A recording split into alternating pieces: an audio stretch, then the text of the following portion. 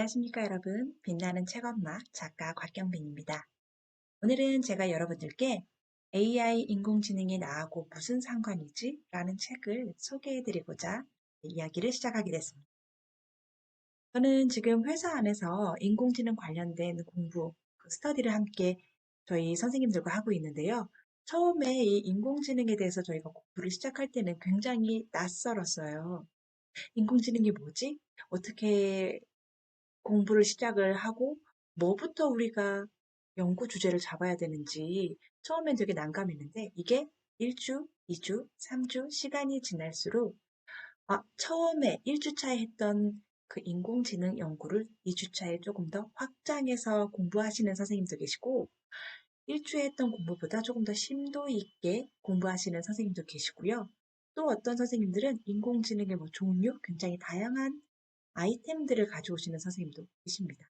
이렇게 저희가 점차 시간이 지나면서 여러 명의 지혜를 함께 모으고 나누다 보니까요. 시간이 지나면 지날수록 이 시간이 너무 재밌는 거예요. 오늘은 어떤 아이템을 설명해 주시지? 오늘은 뭘 배우는 날이지? 이렇게 궁금증을 가져가게 되고 조금 더 우리의 지적인 욕구가 채워진다고 하죠. 즐거운 시간이 계속 연속되고 있었습니다. 이런 공부를 저희가 접하지 않았다면 인공지능이 뭐지? 코딩은 뭐야? 정부에서 지원한다는 4차 산업혁명? 블록체인은 뭐 하자는 거지? 그냥 모를 수 있거든요. 그냥 우리 옆집 아줌마처럼, 친구 애기 엄마처럼 아이들이 학교에서 배워오는 코딩 수업이 뭔지도 모르고 이렇게 그냥 흘러가는, 지나가는 동네 아줌마가 될 수도 있었는데 정말 다행히 회사에서 좋은 교육을 접할 수 있는 기회가 됐고요. 그리고 그 와중에 또 제가 여러분께 오늘 소개해드리는 인공지능이 나하고 무슨 상관이지? 이 책에 이장우 작가님을 먼저 제가 소개를 해드릴게요. 이장우 작가님은요, 어, 아이디어 닥터라는 닉네임의 소유자이세요. 브랜드 전문가이고요. 우리나라 최초에는 퍼스널 브랜드라고 이 아이디어 닥터라는 브랜드 자체를 만드신 분이고요. 한국인공지능 포럼의 회장님. 아니, 외국어를 16개나 하신대요. 3평 인생을 살면서 평생 공부를 실천하고 전파하는 공부 컨설턴트로 활동을 하고 계십니다. 보통 작가들이랑 다르게 사진 말고 이렇게 이미지로, 그림으로 자신을 표현하신 것도 되게 특이했고요. 이분 이장우 작가님은 처음에 한국 3M에서 수세미 파는 영업사원으로 사회생활을 시작하셨대요. 거기부터 완전 밑바닥이라고 하죠. 바닥부터 시작해서 39배 이메이션 코리아 CEO로 발탁이 되시고 우리나라 최고의 명강사로 브랜드, 마케팅, 아이디어와 창의력, 트렌드 디자인, SNS 자기개발, 4차 산업혁명에 관한 강의, 그리고 기업에 자문을 하고 계신답니다. 이렇게 빠르게 흘러가는 시대의 흐름을 미리 읽어내는 통찰력, 아이디어, 비즈니스 감각으로 인기가 많으신 분입니다. 작가님은 우리가 생각하는 이 미래는 꿈꾸는 사람의 것이 아니고 그 미래를 만드는 사람의 것이다. 막연하게 인공지능을 생각하는 것보다는 직접 그걸 만들어 보고 사용을 해보고 큐레이션 하는 사람이 이 미래를 이끌어 나갈 수 있다고 말씀하십니다. 그래서 이 책 안에서는요, 실제 우리나라에서, 지구 안에서 전 세계 사람들이 이 인공지능이 사용되고 있는 우리의 삶이라든가 가까운 분야의 이야기들을 굉장히 잘 모아서 이야기해주고 계세요. 인공지능은 전문가만 알아야 되는 게 아니에요.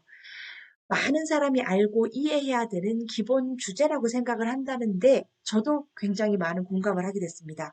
이렇게 이제는 평생 공부가 밥 먹여주고 공부의 범위도 그냥 단순 외국어 하나에서 독서, 여행, 그리고 새로운 이슈를 탐구하는 것까지 굉장히 다양해졌습니다. 인공지능을 배우고 알아가는 것도 이런 평생 공부 중에 하나라고 말씀을 하시거든요.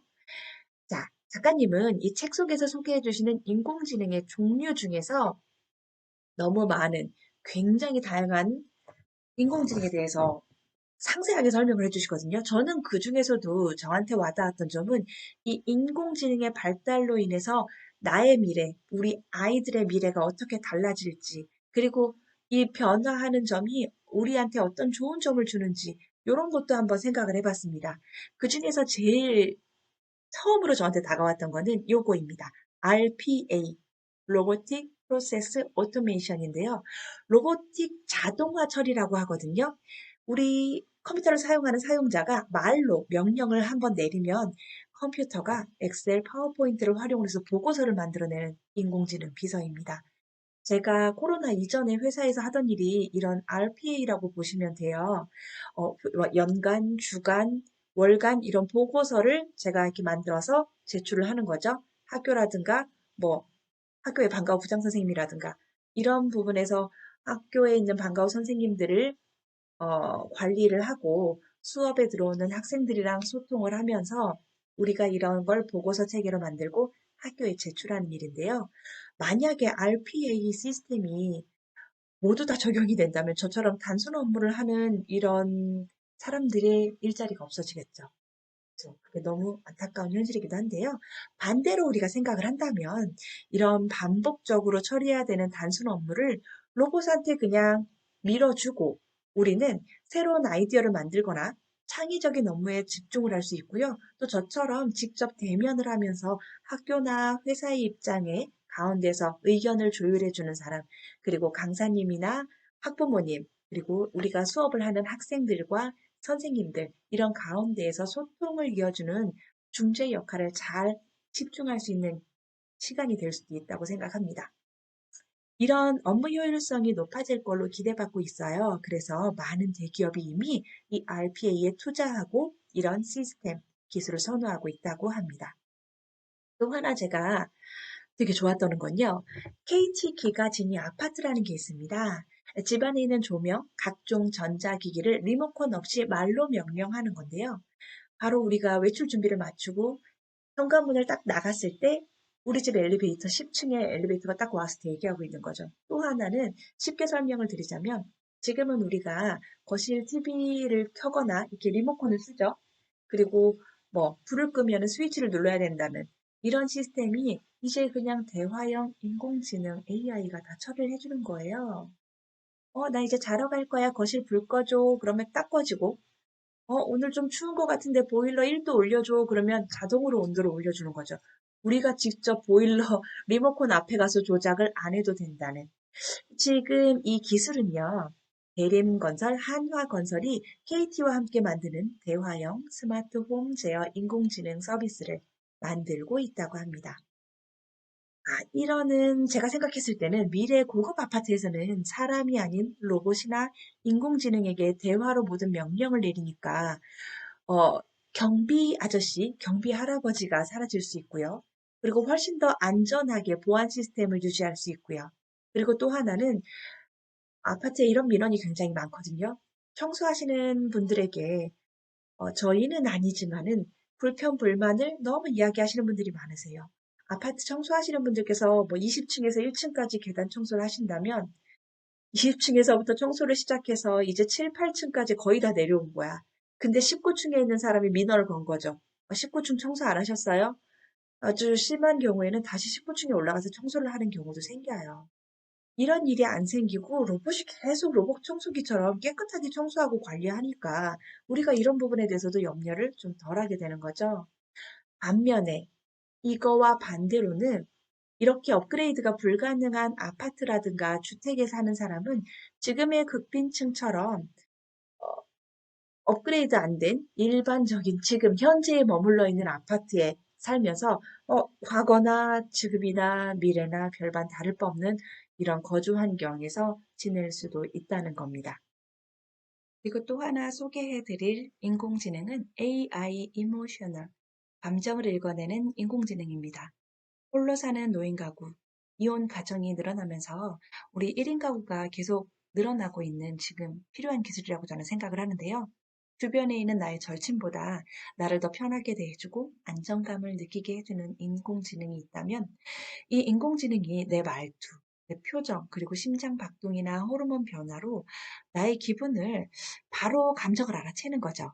그래서 이 인공지능 로봇이 내 표정만 보고서도 자기가 스스로 알아서 내가 이제 집에 퇴근해서 들어왔을 때 음악을 바꿔준다든가 제 대신에 집안일 뭐 청소라든가 설거지를 대신 해준다거나 이런 감정 인공지능이 조만간에 우리 인류들에게 영원한 동반자가 될 수도 있다고 생각을 합니다. 어, 그걸 보시면 되죠. 실제 이렇게 자신이 만든 인공지능 로봇이랑 결혼을 올리고 평생을 약속한 그런 제작자들이 진짜 있거든요. 이거는 중국의 사례인데요. 2017년, 그러니까 뭐 2, 3년 지금보다 멀지도 않은 그때 중국의 인공지능 전문 엔지니어 정자자라는 사람은 어머니하고 친구들하고 다 초대해서 진짜 결혼식을 올렸어요. 그 중국의 전통 신부 복장 막 빨간 거 옷 입고 막 얼굴 이렇게 가리잖아요. 빨간 두건 쓰고. 정말 그렇게 결혼식을 올렸는데 이 신부가 자기가 만든 인공지능 로봇인 거죠. 잉잉이라는 이 로봇은 한자하고 이미지를 식별할 수 있는 기능이 있었어요. 그때 만들었을 때는. 그리고 간단한 단어 몇 마디를 말할 수가 있는데요. 이 사람은 계속 이걸 업그레이드 하는 거죠. 다양한 대화를 서로 나눌 수 있고 집안일을 할 수 있도록 업그레이드를 하고 있고 이건 뉴스에도 실렸어요. 정말 전 세계에 나왔거든요. 근데 꼭 중국에만 있는 사례는 아니고요. 일본에도 똑같지는 않지만 그런 사례가 있고 외국에도 있습니다. 자신이 만들었던 이 인공지능 로봇이랑 결혼을 하거나 결혼이 허락이 안 된 나라는 결혼 승낙이 떨어질 때까지 기다리고 있는 분도 있다고 하더라고요.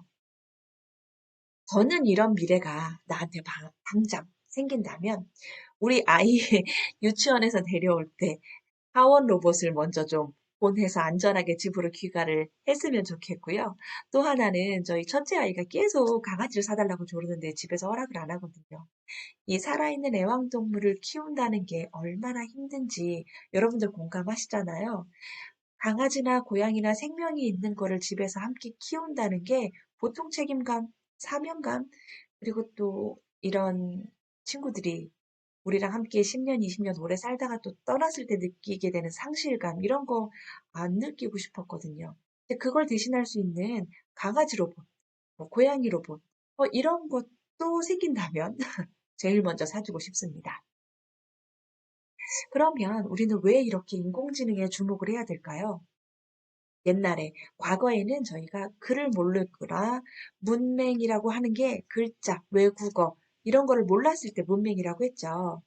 뭐, 한국에 있는 우리 어른들, 아직 글자를 못 배웠던 과거의 할머니, 할아버지들을 위해서 우리가 야간 학교를 개설하거나 그들에게 또 다른 학교로 우리가 글자를 가르쳐 드리면서 새로운 세계에 눈뜨게 도와드리는 것처럼 지금 시대에서는 인공지능을 모르면 똑같은 문맹이 되는 시대가 됐습니다. 나도 모르는 사이에 우리 생활에서는 이미 인공지능을 사용하고 있고요. 또 제일 먼저 제가 말씀드리고 싶은 거는 이런 인공지능을 우리가 이미 사용하고 있었다는 게 영국의 온라인 식품 회사를 한번 보여드릴게요. 오카도라는 회사가 있습니다. 영국 최대 규모의 온라인 슈퍼마켓 오카도라고 있습니다. 오카도는 오프라인 매장이 없어요. 우리가 생각하는 코스트코, 롯데마트, 이마트처럼 밖에 나가서 물건을 살 수가 없습니다. 쿠팡, 뭐 마켓컬리, 뭐 11번가처럼 온라인 매장만 가지고 있어요.